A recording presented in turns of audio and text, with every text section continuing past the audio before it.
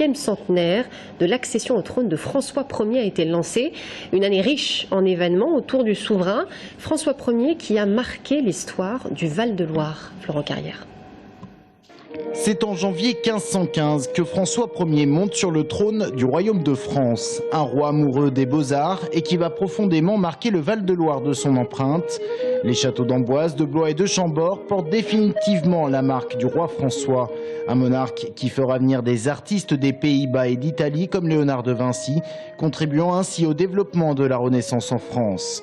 Mais celui qui porte l'emblème de la salamandre est aussi un roi conquérant, et ce, dès son accession au trône. Il est sacré aussitôt, lance une campagne contre Marignan et on sait que ça va être la grande victoire qui va auréoler tout son règne, lui donner cette image de roi chevalier, de roi vainqueur, de roi militaire, de roi guerrier en quelque sorte.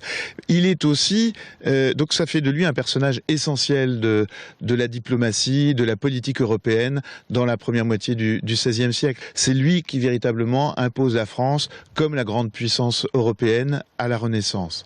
Ce que l'on sait moins, c'est que François Ier est aussi un roi administrateur, soucieux de la bonne gestion du royaume.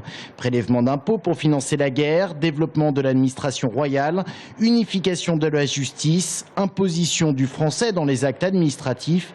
Il est aussi à l'origine de la création de l'état civil, en ayant obligé les prêtres à tenir des registres de paroisses. Cette organisation du royaume qu'il met en place, en fait, est entièrement sous la personne, sous le contrôle de la personne du roi. Il y a en France un parlement, mais François Ier s'emploie à le brider. Il ne va jamais convoquer les États généraux, donc il n'est pas soucieux d'organiser les contre-pouvoirs. Et en ceci, il préfigure vraiment.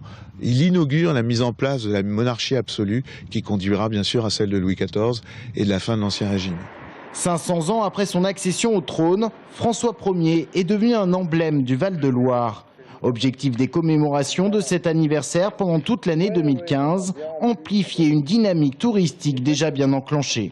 Nous avons connu une augmentation du tourisme de 17% depuis 5 ans.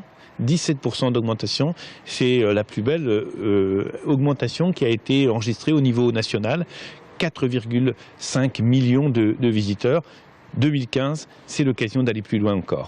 Visites guidées, concerts, expositions et même grands spectacles vont rythmer 2015, comme la reconstitution de la grande bataille de Marignan à Romorantin et au Clos Lucé.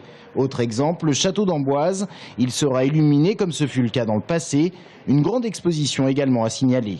Une grande exposition, une exposition qui va être sur ce personnage François Ier, ou plus exactement sur le mythe François Ier en tant qu'acteur ou figure symbolique de la Renaissance, avec énormément d'objets. Ce sont les collections de faïences qui